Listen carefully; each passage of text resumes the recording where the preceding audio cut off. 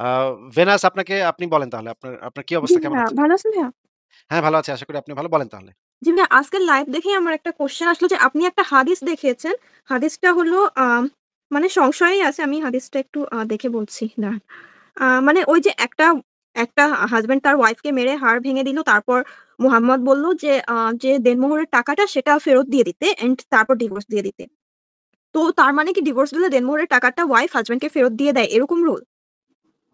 না, এখানে রুলটা হচ্ছে যে, যেহেতু মহিলাকে আর ওই জামাইটা পরে আর ভোগ করতে পারবে না, সেহেতু মানে ধরেন আপনি একটা মাছ কিনছেন, হ্যাঁ? এখন মাছ কিনা দেখলেন যে মাছটা আপনার ভাল লাগতেছে না, টেস্ট ভালো হইতেছে না। তখন মাছের বাজারের কাছে গিয়া বললেন যে, "এই মাছ ফেরত লও।" হ্যাঁ?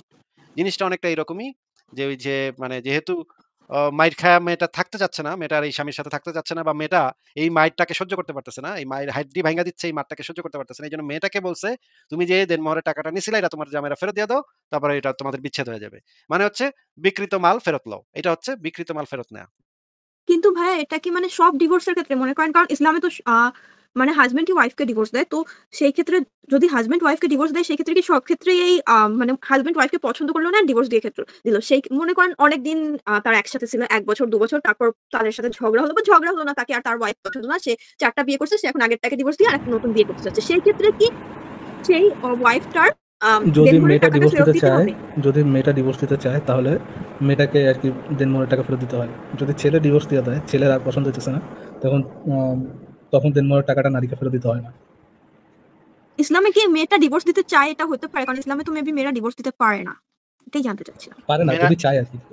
মেয়েরা যদি চায় যে এই ডিভোর্সটা দিতে চাই আমি, দিতে পারে না। কিন্তু যদি দিতে চায়, যদি আমরা একটা ভিডিও দেখে নিই এখানে, একটু দেখেন এই ভিডিওটা। না, পুরুষ নারীকে তালাক দিতে পারে? হ্যাঁ পারে, কিন্তু নারী কি পুরুষকে তালাক দিতে পারে? না। নারী পুরুষকে তালাক দিলে তালাক জীবনেও হবে না। ছুরি তরমুজকে কাটে, তরমুজ কি কখনো ছুরিকে কাটতে পারে? কাটতে গেলে কে কাটা যায়? তরমুজে কাটা যায়। ছুরি তরমুজের উপরে পড়ুক বা তরমুজ ছুরির উপরে পড়ুক, ওই অবস্থায় কাটা যাবে কে? তরমুজ, ছুরিকে কোনো কাটা যায় না। অতএব নারী নারীকে তালাক দেবে। নারী বলবে আমার স্বামী থেকে প্রাপ্ত তাফউইজ অথরাইজ বলে তালাকের ক্ষমতা প্রাপ্ত হয়ে আমি নিজের উপরে নিজে এক তালাক কার্যকর করলাম। কিন্তু আমাদের দেশের উকিলরা অতই বাঁচা যায় না। এরা লিখি দেয় আমি আমার অমুককে তালাক দিয়ে দিলাম। আমুক কথা তরমুজের ছুরি কেমনে কাটে? তরমুজ ছুরি কাটে কেমনে? তুই কইলে হইলো, কইলে কি ছুরি কাটা গেল?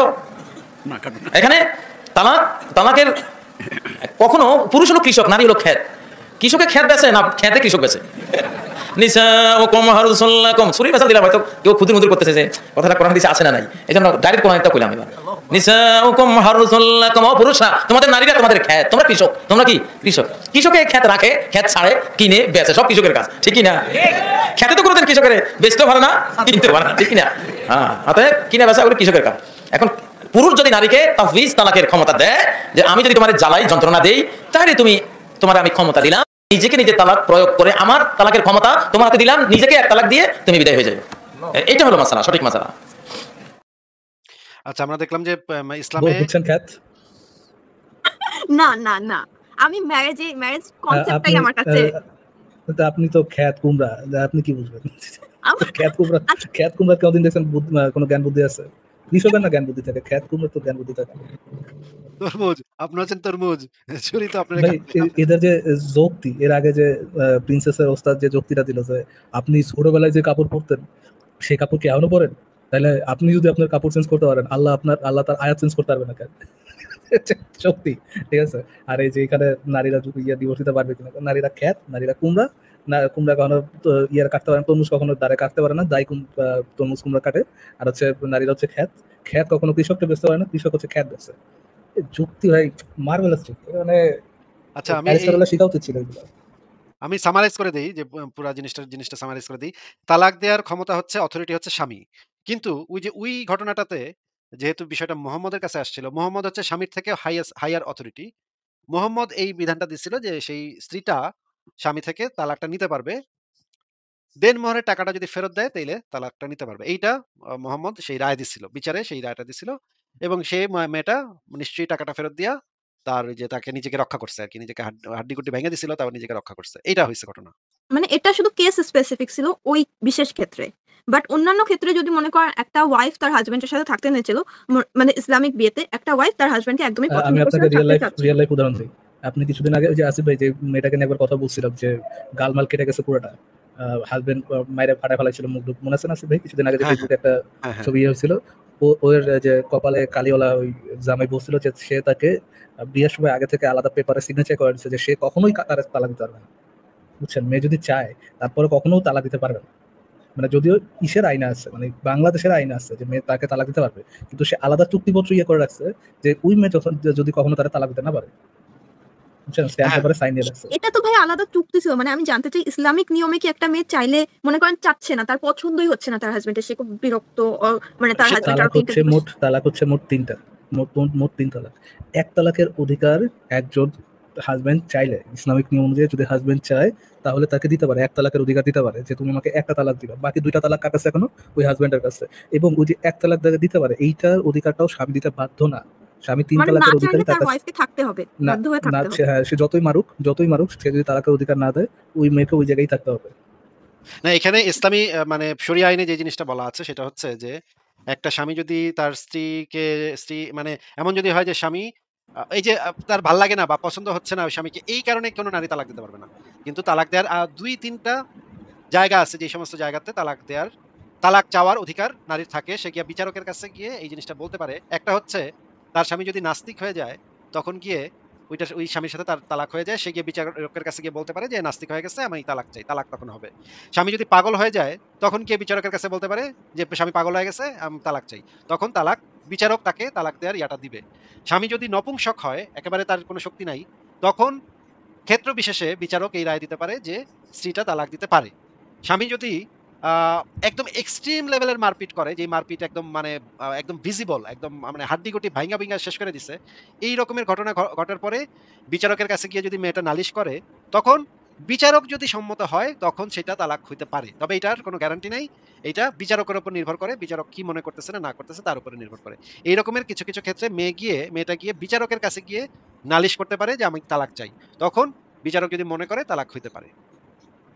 ওকে ভাইয়া, লাস্ট ২ টা ক্ষেত্রে যে বললেন যে নাপুংসক হলে অথবা এক্সট্রিমলি পিটালে। তো এক্সট্রিমলি পিটালে আর নাপুংসক হলে এই ক্ষেত্রে যদি বিচারকের কাছে যায়, তখন কি এই দেনমোহরের টাকাটা স্ত্রীকে ফেরত দিতে হয়? আ এটা বিচারক নির্ধারণ করে, বেশিরভাগ ক্ষেত্রে ফেরত দিতে হয়। হ্যাঁ। তাহলে কি এটা একটা ডিপোজিটের মতো, যে মানে ডিপোজিটটা ছিল যতদিন ম্যারেজ ছিল, ততদিন মানে যতদিন ভোগ করছে ততদিন ডিপোজিট ছিল, এন্ড তাকে খাবার-টাবার দিয়েছে, ওইটা হলো রেন্ট, এন্ড তারপর ডিভোর্স দিয়ে দিল, এরকম? হ্যাঁ, ভালোই মিলিয়েছেন আপনি। কিন্তু হ্যাঁ, মূল কারণ কারণ কয় মূল্য আর যদি কি, যে সে হাসব্যান্ডটা যখন কিনছে তাকে এককালীন। ছেড়ে দেয় তখন কন্ট্রাক্ট ব্রেক করে, তার জন্য ডিপোজিট ফেরত দেয় না। বাট যদি ওয়াইফ ছাড়তে হয় সেক্ষেত্রে ডিপোজিট ফেরত দিতে হয়। ইয়েস, এরকমই তো মনে হয়। ইয়েস। হ্যাঁ, হ্যাঁ, একদম। আচ্ছা ভাইয়া, আরেকটা কোয়েশ্চেন। এই ম্যারেজ সিস্টেমটা মানে টোটাল সব জায়গায় ম্যারেজ সিস্টেমটাই কি অ্যাকচুয়ালি কোনো ক্ষেত্রে ইম্পোর্টেন্ট? ট্যাক্স ছাড়া। মানে যেটাও কেন ইম্পোর্টেন্ট আমি জানি ওই না, যে বাট অ্যাকচুয়ালি কি কোনো ক্ষেত্রে ইম্পোর্টেন্ট? মানে বাচ্চাদের মানে সম্পত্তি, তারপরে ভদ্রলোক মারা গেলে তখন বা না মহিলা মারা গেলে তাদের সম্পত্তি কে কোথায় পাবে? উত্তরাধিকারটা এখানে সবচেয়ে ইম্পোর্টেন্ট ফ্যাক্টর। আচ্ছা, কিন্তু ভাইয়া ডি ফ্যাক্টো রিলেশনশিপ যেটা থাকে, মানে যেটা অনেক দেশেই এখন রিকগনাইজড ডি ফ্যাক্টো রিলেশন, সেই ক্ষেত্রে উত্তরাধিকারীটা এরকম থাকে না, তাই না? আ উত্তরাধিকারটা এইরকম এক্সাক্টলি এরকম থাকে না, একটু ভিন্ন রকম থাকে। তখন যদি ওরা যদি সেই জিনিসটা দিয়ে যায়, লিখিতভাবে দিয়ে যায় তখন হবে। মানে ভাইয়া বাচ্চারা সম্পদের, অটোমেটিক পাবে। বাচ্চারা অটোমেটিক পাবে, কিন্তু মানে পার্টনার অটোমেটিক পায় না। ওকে, সম্পদের এই ভাগাভাগি ছাড়া কি ম্যারেজের কোনো ইম্পোর্টেন্স আছে আর কোনো ক্ষেত্রে? যেমন মানুষ বলে যে অনৈতিক রিলেশন কেন, এটা ভালো না এটা। তাহলে ম্যারেজ নৈতিক রিলেশন, এটার অ্যাকচুয়াল রিজনটা কি? মানে সম্পত্তি ভাগের ক্ষেত্রে? অ্যাকচুয়াল কোনো রিজন নাই। জাস্ট এটা একটা পুরনো প্রথা, এইজন্য মানুষ ফলো করে। অ্যাকচুয়াল কোনো এরকম কোনো রিজন নাই। ইউরোপে তো এখন মানে এরকম কোনো সম্পর্ক এখন ধীরে বিলুপ্ত হয়ে যাচ্ছে। ওদের তো কোনো সমস্যা হচ্ছে না। ওরা সবকিছুই আইন অনুসারে হচ্ছে। ইউরোপে ভাই এখন কিছু দেশে হলো ট্যাক্স এর ক্ষেত্রে এটা কনসিডার হয় না। বাট ইন্সুরেন্স এন্ড সব ক্ষেত্রে কিন্তু মানে সিটি রেজিস্টার ওয়াইজ যদি ২ জন মানুষ লিভিং এ থাকে সেটা কনসিডার হয়। আমি যতটুকু জানি, মানে যতটুকু, যাই হোক। আরেকটা কোয়েশ্চেন ছিল ভাইয়া। হ্যাঁ, বলেন।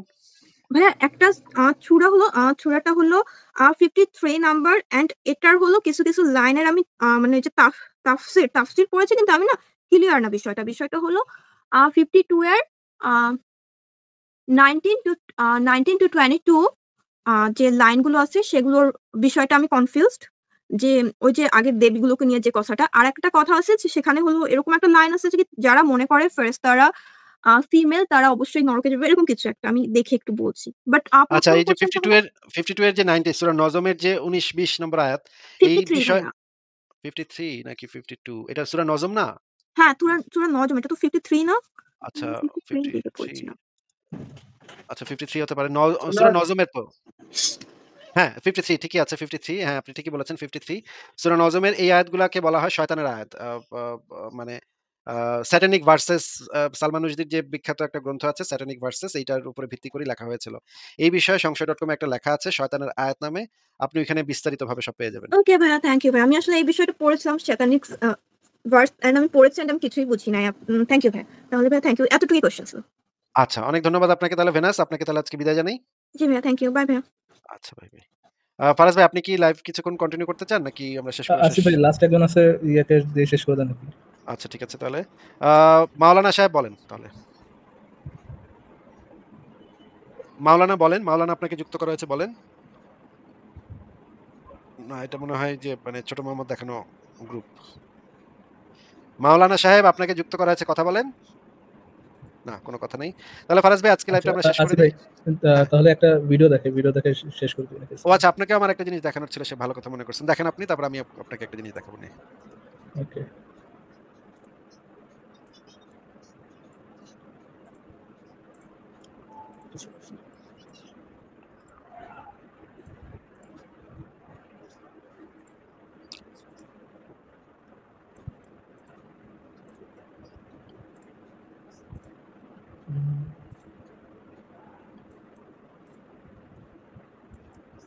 জাতীয় সঙ্গীত পরিবর্তন করার দাবি এবারে শুধু উঠছে তা নয়, এর আগেও বারবার উঠেছে, আপনারা জানেন।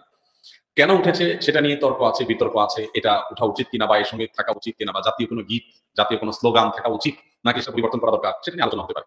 আমি সে আলোচনায় যাবো তার আগে একটু প্রাসঙ্গিক কোনো একটা বিষয় বলি। সেটা হলো যে দেশপ্রেমের নামে, দেশাত্মবোধকতার নামে, দেশাত্মবোধক কাজের নামে আপনি কোনো গীত, মিউজিক সংযুক্ত করে, বাদ্যযন্ত্র সংযোগে আপনি যদি কাউকে শুনতে বাধ্য করান, তাহলে সেটা তার স্বাধীনতা খর্ব করার শামিল, বিশেষ করে মুসলমানদের ক্ষেত্রে। কারণ ইসলাম যেহেতু বাদ্যযন্ত্র যোগে কোনো গান বাদ্যকে এলাও করে না, কোনো গানকে এলাও করে না, বিধায় আপনি দেশাত্মবোধক গানের নামে, দেশপ্রেমের নামে আপনি আমাকে যদি চাপিয়ে দেন, তবে তবে আমার অধিকার লঙ্ঘন করা, আমার অধিকার খর্ব করা। আসলে কথা, ঢাকা বিশ্ববিদ্যালয়ের একজন শিক্ষক তিনি রমজান মাসে বিশ্ববিদ্যালয়ের শিক্ষার্থীদেরকে বিশ্ববিদ্যালয় আঙ্গিনায়, যে বিশ্ববিদ্যালয় জায়গা দান করেছে একজন মুসলমান নবাব, যে বিশ্ববিদ্যালয় চলে বেশিরভাগ মুসলমানদের করের টাকা, সেই বিশ্ববিদ্যালয় মুসলমানদের জায়গায়, মুসলমানদের টাকা, বেশিরভাগ মুসলমানদের টাকা যেখানে, সেখানে সেই প্রতিষ্ঠানে কোরআন কারীম তেলাওয়াত করা হয়েছে, তার জন্য শোকজ যিনি জারি করেছেন, তাকে আজকে শিক্ষার্থীরা যে কোরআন কারীমের তেলাওয়াত শুনিয়েছেন তার পক্ষে গিয়ে আপনারা দেখেছেন।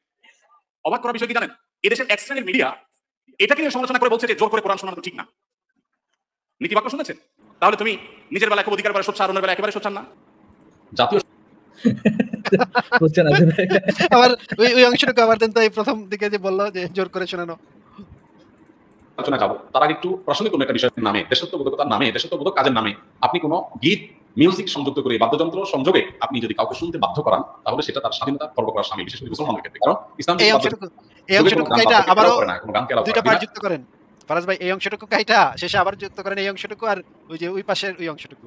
বুঝছেন? ওকে আসিফ ভাই, নীতিবাক্য শুনেছেন? তার জাতীয় সঙ্গীত শোনানো তার অধিকার হরণ, অন্যরা জোর করে শোনাইলে পারফেক্টলি ওকে। সেই জায়গায় আবার কিসের অধিকার? কিসের অধিকার? আমি আপনার একটা জিনিস দেখাতে চাই যে অনেকদিন আগে এই জিনিসটা তুলছিলাম কিন্তু পরে আর এই জিনিসটা দেখানো হয় নাই। এই যে আল্লাহ যে আ বায়াতে রিদওয়ান যে জিনিসটারে বলে, সেই জিনিসটা বিখ্যাত বায়াতে রিদওয়ান।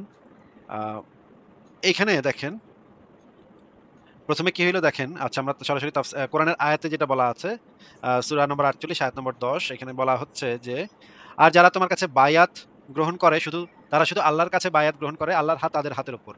মানে এখানে যে মুহাম্মদের কাছে যারা বায়াত নিছিল তাদের হাতের উপরে আল্লাহর হাতও আছে। এটার যে এই ভিডিওটাও দেখতে পারেন আপনারা এবং আমরা তাফসিরে জাকারিয়া থেকে আমরা এই জিনিসটা দেখে নিই। আ ২য় খণ্ডে আপনারা পাবেন।